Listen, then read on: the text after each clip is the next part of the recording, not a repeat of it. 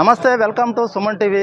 కడప జిల్లా రాజంపేట పట్టణంలో తెలుగుదేశం పార్టీ ఆవరణంలో చెమర్తి జగన్మోహన్ రాజు ఎన్టీఆర్ మెమోరియల్ ట్రస్ట్ ఆధ్వర్యంలో మెగా రక్తదాన శిబిరాన్ని ఏర్పాటు చేశారు.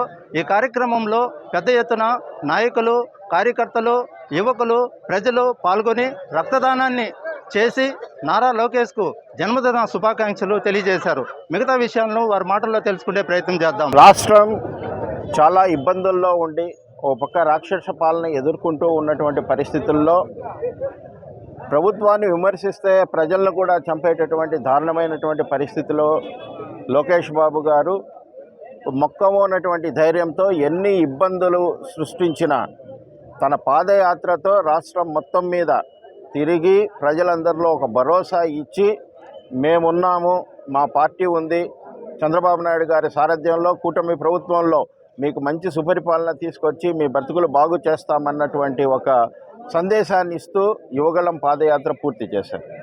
అది ఒక ల్యాండ్ మార్క్ ఇన్సిడెంట్గా మన ఆంధ్రప్రదేశ్ రాష్ట్రంలో నిలబడిపోతుంది. పాదయాత్ర తర్వాత వచ్చినటువంటి ఫలితాలు, లోకేష్ బాబు గారు ఇచ్చినటువంటి భరోసా కనుక మనం చూస్తే ఎప్పుడూ లేనటువంటి అత్యధికమైనటువంటి మెజారిటీ కూటమి ప్రభుత్వానికి వచ్చింది. దాదాపు 164 సీట్లతో ప్రతిపక్ష హోదా కూడా లేకుండా వచ్చినటువంటి పరిస్థితి. ప్రభుత్వం ఏర్పడిన తర్వాత ఇంత మెజారిటీ ఇచ్చినటువంటి ప్రజల నమ్మకం వమ్ము కాకుండా సుపరిపాలన చేస్తూ ఒక మంచి ప్రభుత్వంగా గుర్తింపు తీసుకొచ్చేదానికి అనేకమైనటువంటి సంస్కరణలు తీసుకొచ్చారు. ముఖ్యంగా వీటన్నిటి వెనక ఇక్కడ ప్రభుత్వంలో జరిగేటటువంటి దీంట్లో నారా చంద్రబాబు నాయుడు గారి సారథ్యంలో, పవన్ కళ్యాణ్ గారి సహకారంతో, కేంద్ర ప్రభుత్వ సహకారంతో, ముఖ్యంగా యువ రక్తం, కొత్త ఆలోచనలు, కొత్త తరం ఆలోచనలతో ముందుకు తీసుకెళ్తున్నటువంటి నారా లోకేష్ బాబు గారి ఆధ్వర్యంలో ఇవాళ ప్రభుత్వం ముందుకు దూసుకుపోతూ ఉంది.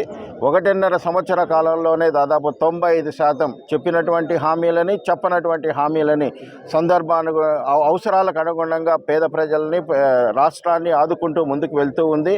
అలాగే అభివృద్ధి పరుగులు తీస్తూ ఉంది. మరొక పక్క పెట్టుబడులు చూస్తే కనుక పక్క రాష్ట్రాలు సైతం అసూయ పడేలా, ఈర్ష్య పడేలా ఇప్పటికే దాదాపు 15 లక్షల కోట్ల పెట్టుబడులను ఆంధ్రప్రదేశ్ ప్రభుత్వానికి తీసుకొచ్చి దాదాపు 16 నుంచి 18 లక్షల ఉద్యోగాలు యువతకు ఇచ్చేటటువంటి పరిస్థితి ఈ రాష్ట్రంలో నెలకొంది.